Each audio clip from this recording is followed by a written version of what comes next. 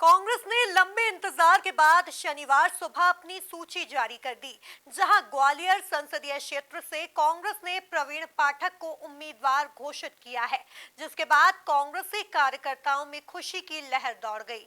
देखिए ये रिपोर्ट। लंबी जद्दोजहद के बाद कांग्रेस ने ग्वालियर की प्रतिष्ठित लोकसभा सीट के लिए अपने प्रत्याशी के रूप में प्रवीण पाठक को एक बार फिर मौका दिया है।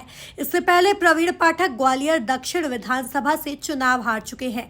ग्वालियर में प्रवीण पाठक का मुकाबला विधानसभा चुनाव हार चुके भारत सिंह कुशवाहा से है। दोनों ही सीटें कांग्रेस और बीजेपी के लिए प्रतिष्ठा का प्रश्न बनी हुई है। ऐसे में माना जा रहा है कि कांग्रेस में लंबे इंतजार के बाद अपने तुरूप के इक्के को चुनाव मैदान में उतार दिया है। मैंने पहले ही कहा, कोई चुनौती नहीं है। ये चुनाव जनता लड़ने वाली है। कांग्रेस का एक एक कार्यकर्ता चुनाव लड़ने वाला है। और लोगों ने कहा कि मेरा चुनाव धुरंधरों से होगा, तो धुरंधर कोई लोकतंत्र में है नहीं। लोकतंत्र में केवल और केवल एक धुरंधर है, वो जनता जनार्दन है। जनता जनार्दन जब तय कर लेती है तो देश के बड़े बड़े धुरंधरों को चुनाव हराने का काम जनता जनार्दन ने। मुझे लगता है कि आपने ठीक ढंग से नहीं सुना होगा।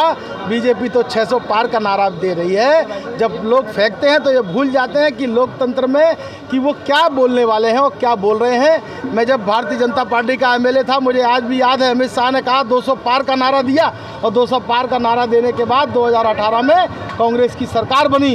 और इस बार अगर 400 पार का नारा देंगे तो मैं विश्वास के साथ कह सकता हूं कि फिर कांग्रेस पार्टी की सरकार बनी। आपके चैनल के माध्यम से मैं कांग्रेस पार्टी के शीर्ष नेतृत्व को इस बात के लिए बधाई देता हूं कि उन्होंने सदने से कार्यकर्ता पर ग्वालियर में लोकसभा प्रत्याशी के रूप में भरोसा जताया।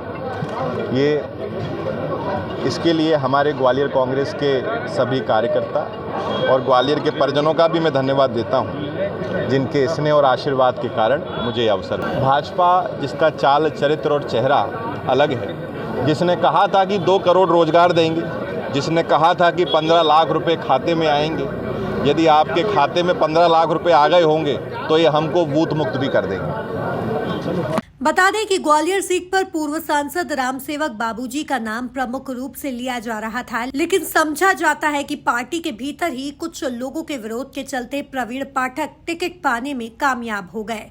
Bureau report, MP news, Gwalior.